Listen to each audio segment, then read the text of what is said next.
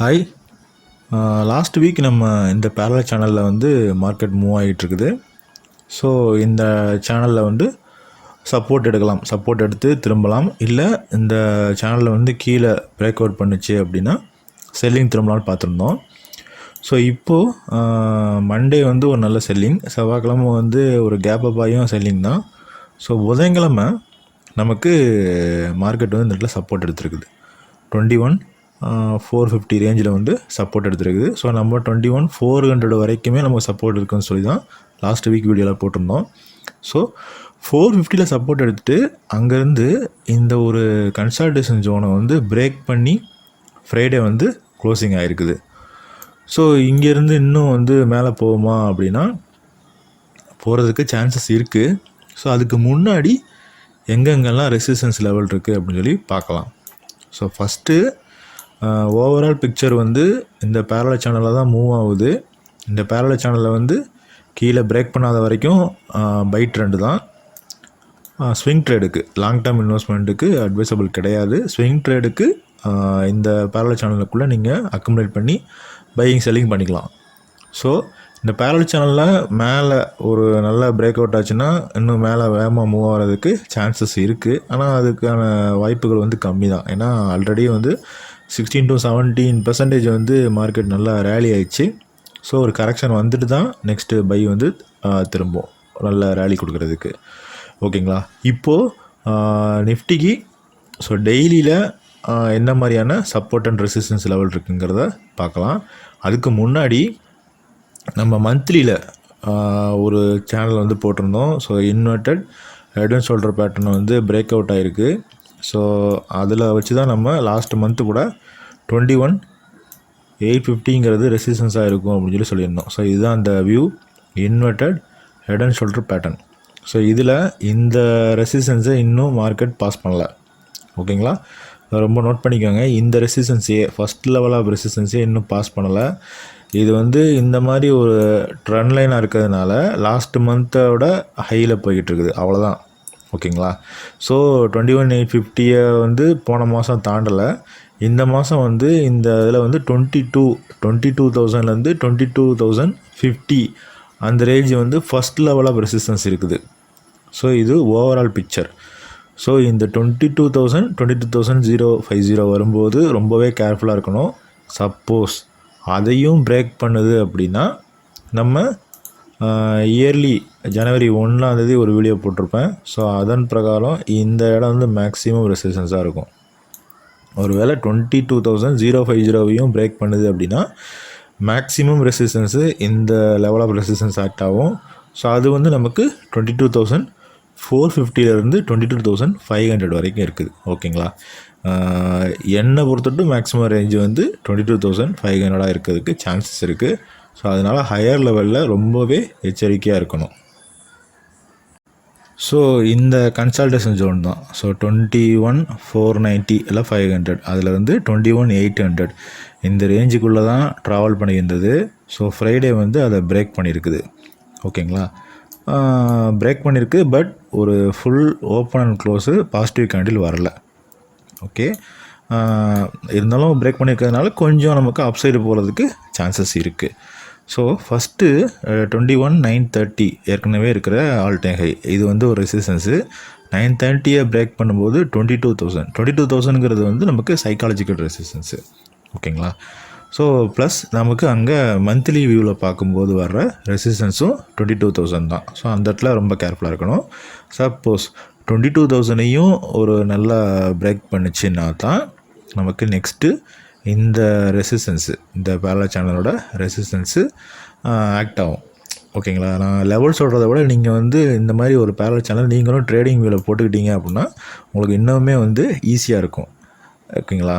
அப்போ 22,250 அப்படின்றது வந்து அப்சைடு ரெசிஸ்டன்ஸாக இருக்கும் நெக்ஸ்ட்டு வீக்குக்கே ஓவராலாக.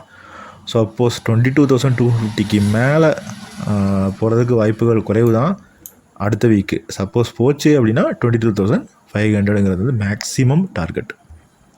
சப்போர்ட் வந்து நமக்கு ஃபஸ்ட்டு இந்த 21,800 ஒரு ஸ்ட்ராங் சப்போர்ட்டாக இருக்கும்.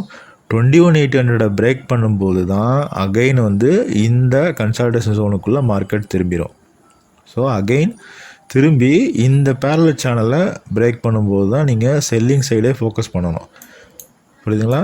இந்த பேரலல் சேனலு ப்ளஸ் இந்த 21,490 அதில் பிரேக் பண்ணி ஒரு டே கேண்டில் க்ளோஸ் ஆகணும்.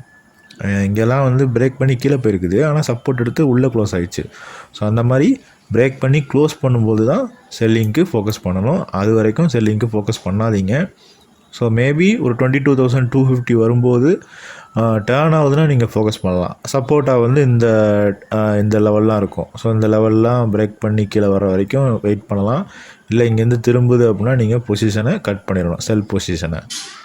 ஓகேங்களா? நெக்ஸ்ட்டு மற்ற இதெல்லாம் வந்து நம்ம ஒரு வீக்லியில் ஒரு ரஃப்பான வியூ பார்த்துடலாம்.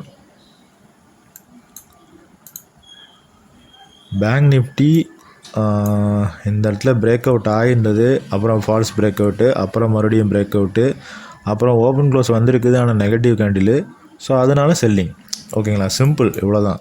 ஒரு பாசிட்டிவ் பிரேக் அவுட்டு, ஆனால் ஒரு ஓப்பன் க்ளோஸு பாசிட்டிவாக வரல, அகைன் செல்லிங் ஆச்சு. அடுத்த வீக் பார்த்தீங்கன்னாலும் பிரேக் அவுட் ஆன மாதிரி தான் நின்றுச்சு.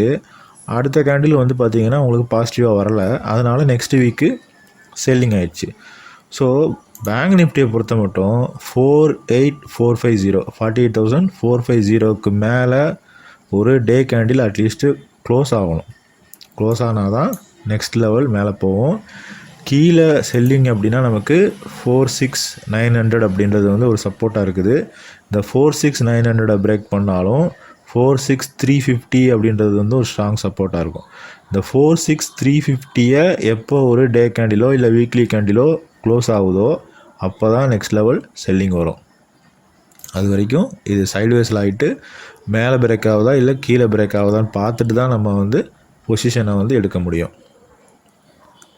ஸோ நீங்கள் சிம்பிளாக ஸ்விங்கு பண்ணுறீங்க அப்படின்னா நீங்கள் இந்த சப்போர்ட்டை பிடிச்சி இதை வந்து ஸ்டாப் லாஸாக வச்சுக்கணும். இங்கே ஒரு பை பண்ணுறீங்க அப்படின்னா 46,350 ஸ்டாப் லாஸாக வச்சுக்கணும். அது கீழே க்ளோஸ் ஆகும்போது எக்ஸிட் ஆகிடணும்.